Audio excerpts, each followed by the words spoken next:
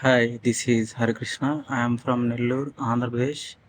నేను రీసెంట్‌గా smart food safe India అనే కంపెనీ డ్రైవ్‌కి అటెండ్ అయ్యాను. ఈ వీడియోలో ఆ ఇంటర్వ్యూ ఎక్స్‌పీరియన్స్ గురించి షేర్ చేసుకుందాం అనుకుంటున్నాను. యాక్చువల్‌గా నన్నైతే 10కి రమ్మన్నారు ఇంటర్వ్యూకి. నేను 9 కల్లా వెళ్ళాను అక్కడికి. వాళ్ళు 10కే స్టార్ట్ చేశారు interview. Actually first round MCQs ఉంటది అన్నారు.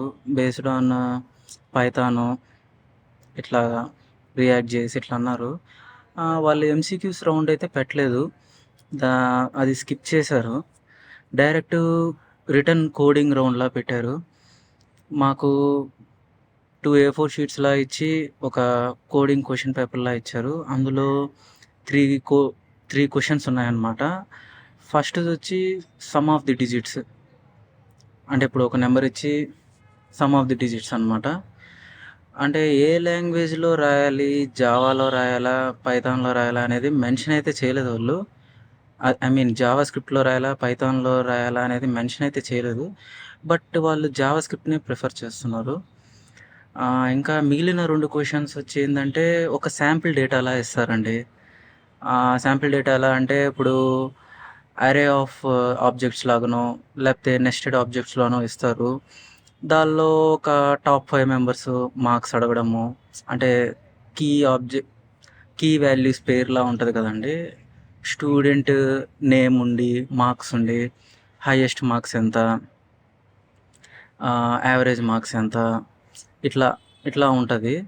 మనకి ఏంటంటే object methods ah, object methods బాగా తెలిసుండాలి. అరే మెథడ్స్, స్ట్రింగ్ మెథడ్స్ ఇవి బాగా తెలిసుంటే ఈజీగా చేసేయొచ్చవి. కాపోతే ఇక్కడ నాకు కొంచెం డ్రాబ్యాక్ ఎక్కడ వచ్చిందంటే, నాకు Python methods, Java script methods కొంచెం మిక్సప్‌లా అయిందనమాట. అందువల్ల కొంచెం కన్‌ఫ్యూజ్ అయ్యాను. అంటే ఆ సింటాక్స్‌లు, ఈ సింటాక్స్‌లు దీనిలో కొంచెం వేరుగుంటాయి. దానిలో కొంచెం వేరుగుంటాయి మెథడ్స్. సో, అది కొంచెం టఫ్ అయింది. తర్వాత ఆ రౌండ్ తర్వాత నేను సెలెక్ట్ అయ్యాను. అంటే ఆ రౌండ్ క్వాలిఫై అయ్యాను. నెక్స్ట్ రౌండ్ వచ్చి టెక్నికల్ రౌండ్‌లా పెట్టారండి. టెక్నికల్ రౌండ్ వచ్చి అంటే నన్ను అడిగినంత వరకు ఏందంటే, నేను రాసిన కోడ్‌నే నాకు చూపించి ఈ కోడ్‌ని ఇంకాస్త మోడిఫై చేయగలరా అన్నట్టుగా అడుగుతున్నారు. వాళ్ళు అడిగేదేందంటే, తక్కువ లైన్స్‌లో ఆప్టిమైజ్డ్ కోడ్ కావాలి అనేది వాళ్ళు అడుగుతున్నారు. అంటే నేను ఫ్యూ వేస్ చూపిచ్చాను వాళ్ళకి. వాళ్ళేందంటే ఇంకా ఇంకో వే ఇంకా అంటే వాళ్ళకి మైండ్‌లో ఏదో ఉంది.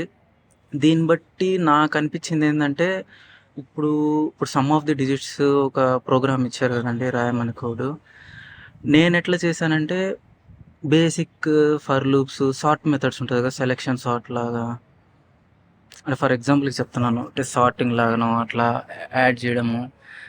వాళ్ళేంటంటే డైరెక్ట్ సార్ట్ చేయొచ్చు గదా! డాట్ సార్ట్ వాడేయొచ్చు గదా! కాంపాక్ట్‌గుండాలి అన్నట్టుగా వాళ్ళు చూస్తున్నారనమాట.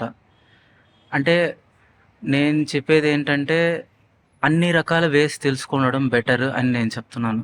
ఫర్ ఎగ్జాంపుల్ ఇప్పుడు ఒక అరేని సార్ట్ చేయమన్నారు. అది మీరు డాట్ సార్ట్ వాడి చేస్తారు. ఒక్కోసారి వాళ్ళేమడగొచ్చంటే, మెథడ్స్ వాడకుండా సార్ట్ చేయండి అని అడగొచ్చు. సో, అన్ని రకాలుగా తెలిసి ఉండడం బెటర్ అని నాకనిపిచ్చింది. ఇంకా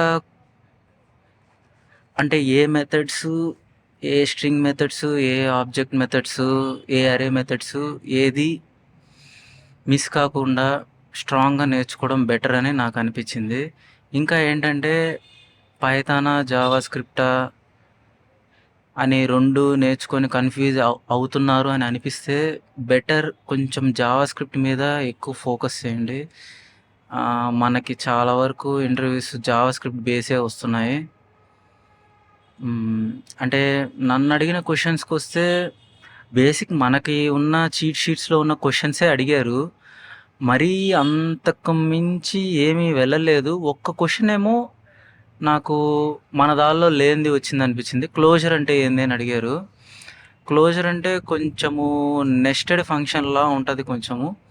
ఒకసారి మీరే చూడండి గూగుల్‌లో అర్థమవుద్ది. ఇప్పుడు మేము ఈ వీడియోలో చెప్పినా అది క్లమ్జీగా ఉంటది మీకు. అంత అర్థం కాకపోవచ్చు. క్వెషన్స్ అయితే బేసిక్‌గానే ఉన్నాయి. కాపోతే కొంచెం ట్విస్ట్ చేసి అడుగుతారు. లేపోతే కొంచెం ఎక్సెప్షనల్ కేసెస్ అడుగుతారు. ఇలా అయితే ఎలా? అలా అయితే ఎలా? అన్నట్టు. నాకైతే ఈ టెక్నికల్ రౌండ్‌లో పోయింది. ఇంకా తర్వాత ఇంకో టెక్నికల్ రౌండ్ మేనేజర్ రౌండ్ ఉందని అన్నారు. ఆ తర్వాత లాస్ట్‌లో హెచ్ఆర్ రౌండ్ అన్నారు. నాకైతే ఫస్ట్ టెక్నికల్ రౌండ్‌లో పోయింది.